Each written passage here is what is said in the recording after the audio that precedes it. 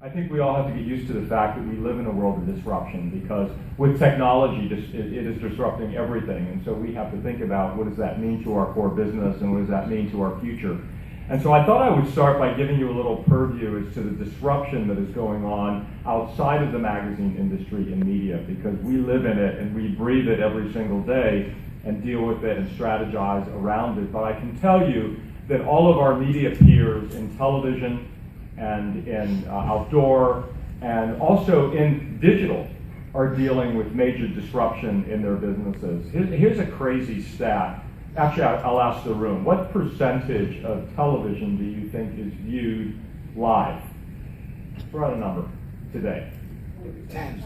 Okay, it's a little higher. It's 57%. So not everyone's, on Netflix yet or watching Breaking Bad on iTunes, but that's down from 100% just a few years ago, and 57%, and will go down even further. And television viewing, as we know it, is being segmented and fragmented rapidly, and that is a huge disruption to the television industry. And as you know, Hearst has a lot of television properties, and some of you probably do with your parent companies. And I'll get to the implications of that in a minute in terms of advertising, but huge disruption that is happening in that space.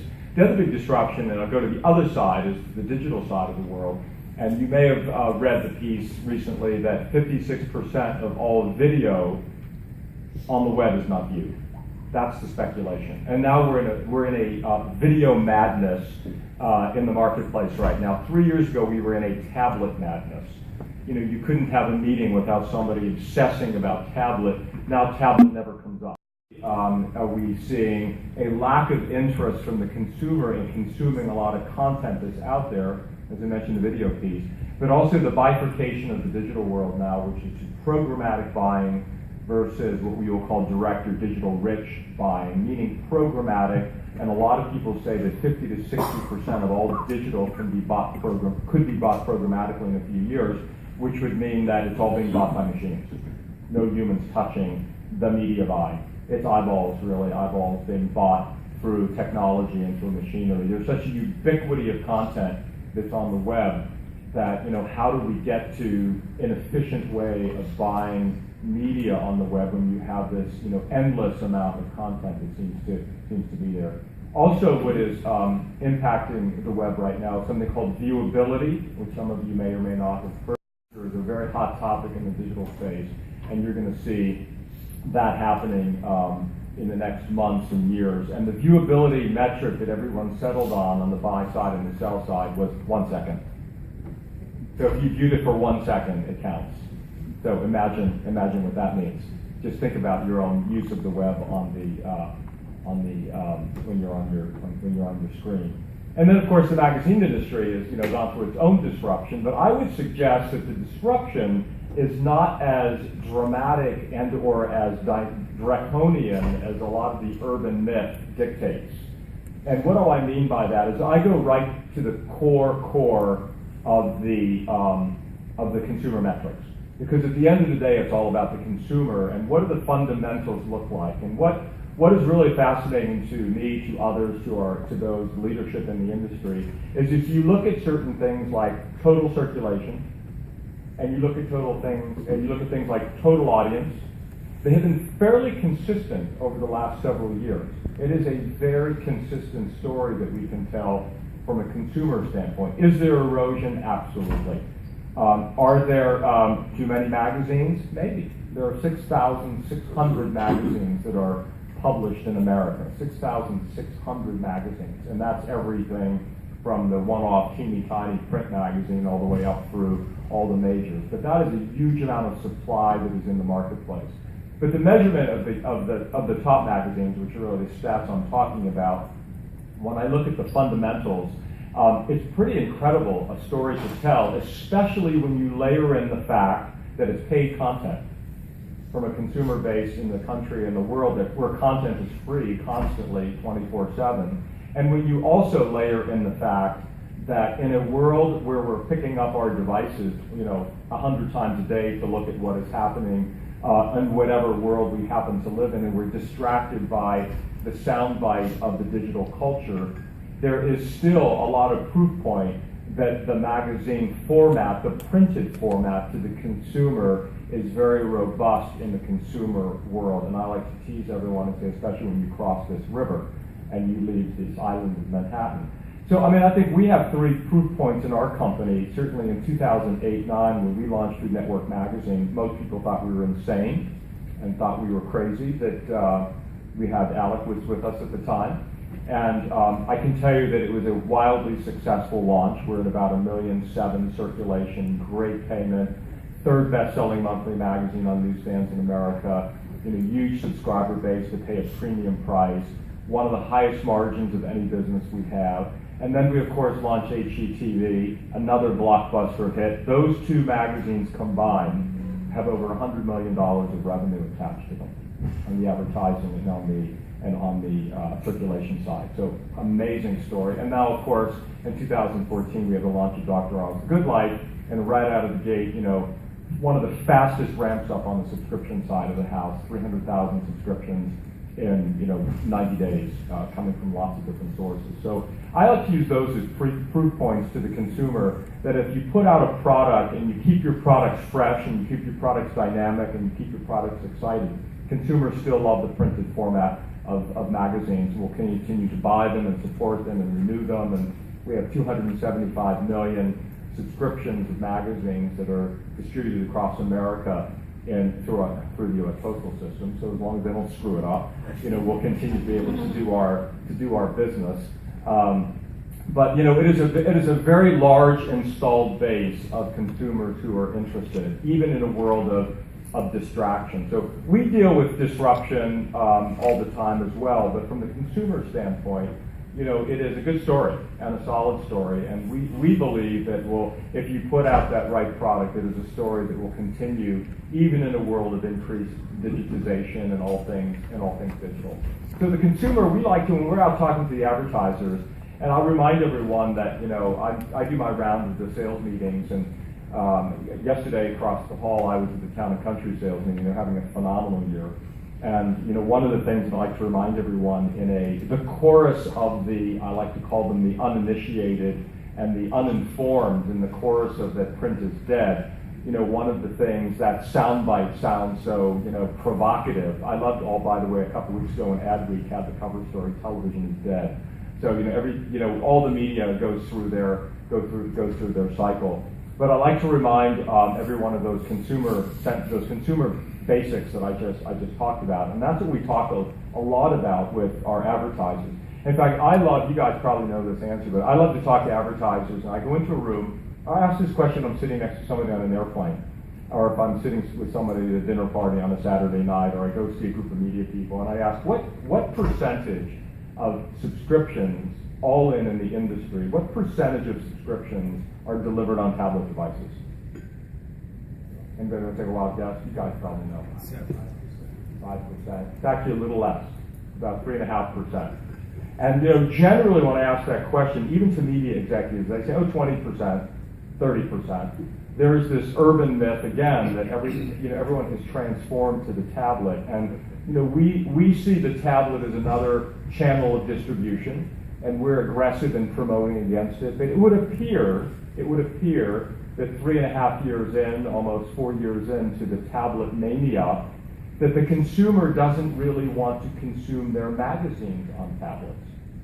Now, that's not to say that there's a group that likes it. We have 1.4 million subscriptions in our company, but 3.5% after the insanity that we all went through with the birth of the tablet, is pretty underwhelming. And when we've done our own research to see where is that, why aren't people renewing their tablet subscription, generally we get 2 responses. One is the technology is too clunky, and sometimes the download takes a long time. People forget that the next issue has arrived, so you're not, what happened to my favorite magazine? Oh yeah, it came into my shelf 3 weeks ago, as opposed to when it comes into the mail, it reminds you. And also a lot of people just said they prefer the printed format. And we see that a lot, and the MPA is actually doing a lot of work on that very subject. In fact, Linda Mason, who's the Chief Marketing Officer of the MPA, and if we're interested, Malcolm can get her in front of you or get you the presentation. She's doing the various advertising days around the country in a lot of different markets. And she's been able to glean from a lot of really interesting academic work from a variety of universities that when you read words on paper, whether it's in magazines or newspapers or books, you retain, you develop more. Your children in particular have better learning skills in terms of school and doing better in tests, and you ultimately have a higher level of retention just in general and have a higher level of functionality in the society at large. And that sounds a bit wonky, but when you really look at the work and you really look at what's behind it, it really builds an enormous case for how the human mind is wired to read words on a physical page as opposed to on a fleeting screen. And so that would be an interesting thing for you guys to have just as part of the work that you do, so that you can see that this is grounded in academics, not in some sales hype. So what happens in the, because I'm sure you read a lot of the numbers, and I'm sure you read the provocative piece on page 1 of the Times this week on Time Inc. and going public and so forth, and some of the tough numbers that are out there that are being reported. And I like to remind everyone that, first of all media budgets in general have been fairly flattish, even since the recession. And especially this year in the first quarter with the weather issues, which really threw a major monkey wrench into our business, into the mailing of magazines, into the selling of magazines, into advertisers' businesses. So we would have what we would call almost a mini recession. But I like to remind our teams there's about $16 billion spent in magazines from the advertisers every year. And while that's projected to be flattish over the next few years, it is still a pretty big number, and it then will become a share game in terms of how you will get a larger piece. And may the strong survive, and the weak will fall aside, and that's just the world in which we live in general. But it's still a big amount of money that is committed to the medium. And what we try to do in our innovation of the print product, and many of you do it in your own way, but we have a lot of initiatives in our company where we are doing things to show how the print product can function and interface with the consumer in an advanced kind of way. Now, what do I mean by that? So one strategy is what we call live paper. So now there are an enormous amount of digital enablers that you can work onto the paper, from Digimart to Blipper to NetPage. I'm sure you're familiar with some of these. And what they do is basically activate the consumer off the printed page to go on a digital journey, whether it's to the website or to the social media or to video or whatever. And the traction that we're getting on that is pretty significant. And it's a great way for us to show advertisers how the print medium works. It's a really big calling card that we have as we activate the consumer into the digital space. On the other side, we're doing a lot more innovation with regards to content. So in the month of May, we had the biggest content play in the beauty space in the history of magazine media. And it was print, and it was digital, and it was tablet, and it was social, and it got all of our consumers excited about what was happening in the beauty space. And our advertisers, we had big gains in that particular month around that project. We have a whole initiative going on that we call we call the homepage takeover, our version. And if you look at some of our magazines, you'll see these amazing, huge origami covers that are coming, fold-outs that are coming off the cover of the magazine. Advertisers love them. We love them because they're premium priced, high margin. Advertisers love them because it's high profile. And also, the consumer loves them because they're much more interactive with the unit from the research that we see. So how do we make print more exciting? And not just the physical aspect of the print product, but what's obviously on the page, so that we stimulate and get the consumer interested and exciting, and then take them on digital journeys, as I said, not just to consume the content, but be a part of sweepstakes or polls or user-generated content, so that we can deliver KPIs for the advertiser. And that gets the advertisers very excited, and that's where we win as a business and as an industry. The thing that's happening in this media disruption is the measurement of audiences is becoming a very funny thing. And that's how advertising is bought, for those of you who know. It's a media mix model where X% goes to television, to print, to digital, and so forth. And it all has to roll up to meet a GRP and to meet a reach, frequency, strat plan, if you will, media plan. But with all of the audiences beginning to crumble, and television in particular, the blessing and the curse of that is it's going to be more challenging for the advertiser in terms of buying advertising. But it actually plays right into our wheelhouse as magazine publishers, because our audiences, who once again pay for our content, receive our product consistently, come back to it, are measured through audience mechanisms, MRI in our case, and we can show a consistency of audience and audience behavior. And that's really a secret sauce that we have in this world of splintering television and erratic digital that we sell a lot of. And a lot of the advertisers have a lot of trust and belief in that when they're out there.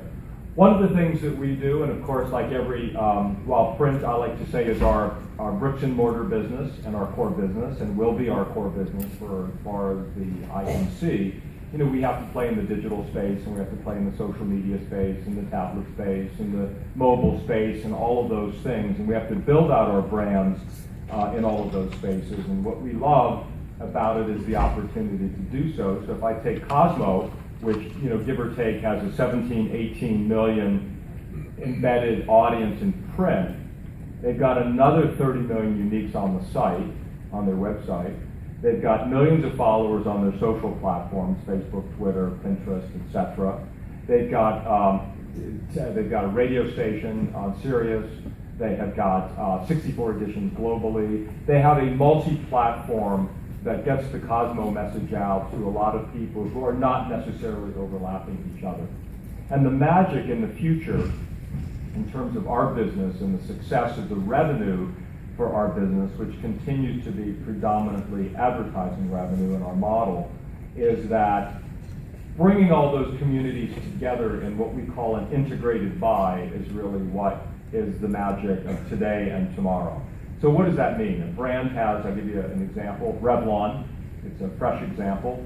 Revlon says that they have a new strategy that they want to target the young woman who is on a track to being empowered for her own independence and her own self-destiny in terms of her profession and her lifestyle and so forth. And we created customized content that lives in our magazines, and the content, advertising content, the content was specified so that the Cosmo content was different than the Marie Claire content, which was different than the Red Book content, because they're different audiences. And then that content lived on all of those websites. And then we produced a 10-series webisode, or 10 webisode series with Mark Burnett, who many of you know, who we own half of his company, that will be aired on those sites that will almost be like a reality show competition. And if any of you watch Orange is the New Black, Laverne Cox, who is the star of Orange is the New Black, is the moderator of this webisode series that will be airing. And then we'll populate it on our social media, and we'll populate it on email blasts and so on and so forth. And all rolled up, it's a $7-8 million deal that all plays against each other with regards to the content. That's the future in terms of how we'll work best with our customers. And at the end of the day, we want where the advertising dollars will land will depend on what the customized project is. So one may be more print, one may need more digital, one may need more video, but that's how advertisers are working with all media, and we're right in the middle of that in terms of what will happen with regards to the future and ad dollars being spent in the magazine, print media. I think that, and this is a conversation that we've had internally, and Malcolm's been part of these conversations. I think that I can say that the world, the split of the newspaper discussion and the magazine discussion has gone like this. It used to be sort of same track, and I think now that there's a very good and clear understanding in the marketplace that the two have very different functions and serve very different things to the consumer. And so the magazine world, hence the proof points of new magazine launches. You haven't heard much of a newspaper launch in recent years.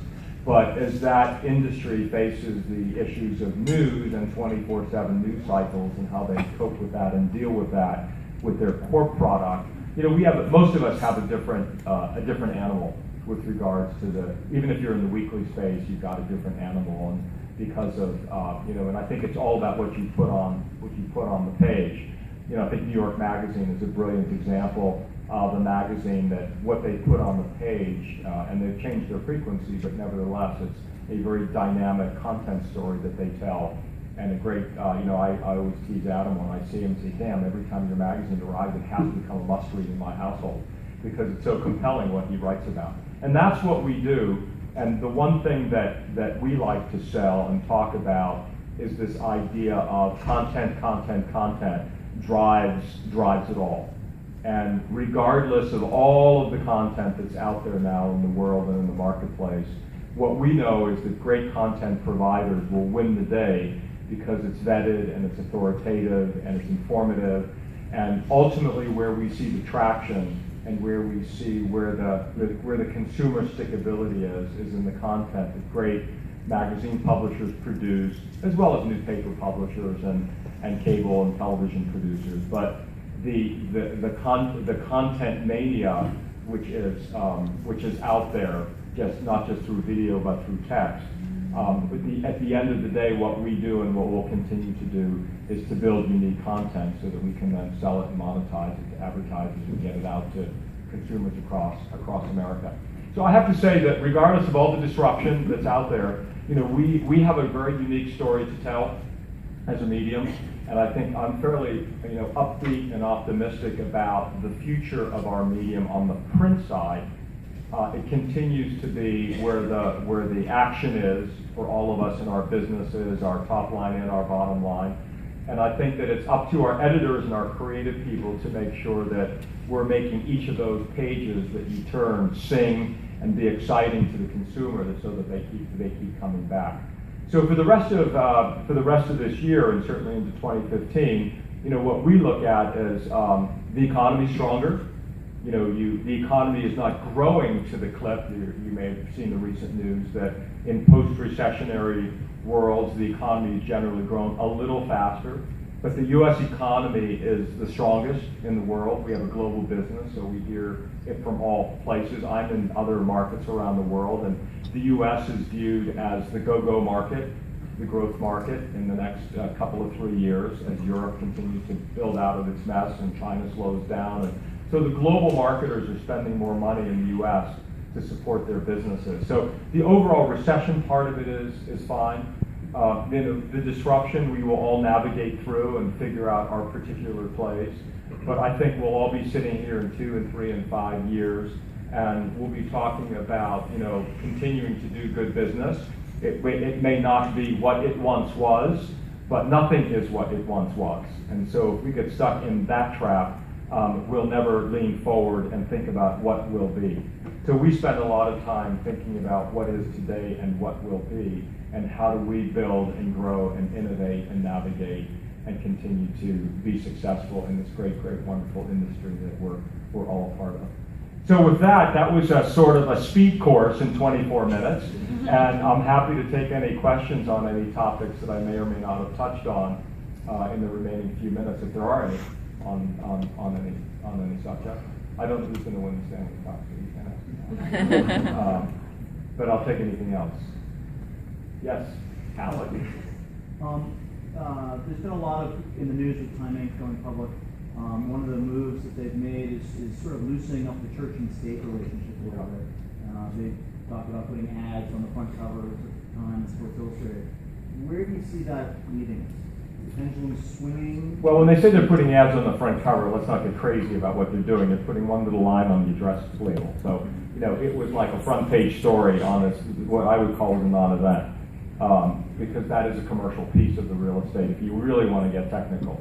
But I will say that and this is a big discussion, because the magazine industry is very far behind on how we can work in innovative ways with advertising partners. In television, you have FiOS sponsors the sports desk. Why shouldn't we have an advertiser sponsor part of our magazine? Certainly in the web, and you've got all sorts of unique models of content and advertising, content and context working together. And you even see, advertising now on the front pages and the lead-in pages of the sections of the New York Times, which once upon a time would have been absolutely, sacrilegious. So we have to evolve along with the marketplace, and we need to push the envelope. The whole industry does, or else we're going to get left behind. Because every other medium, with the exception of the magazine medium, is playing in this space in a different kind of way. So I think all of us collectively, and we talk about this subject, and there's some bold stuff that has been done, and we'll continue to push it on. We got to go there, because that's where the money's going to go, and the consumer is smart enough to see what is paid for commercial messaging versus what isn't. So stay tuned. Stay tuned. Anything else? Well, I hope you have a great session, and thank you for all the great work that all of you do on behalf of our industry. I wore my MPA hat for a minute.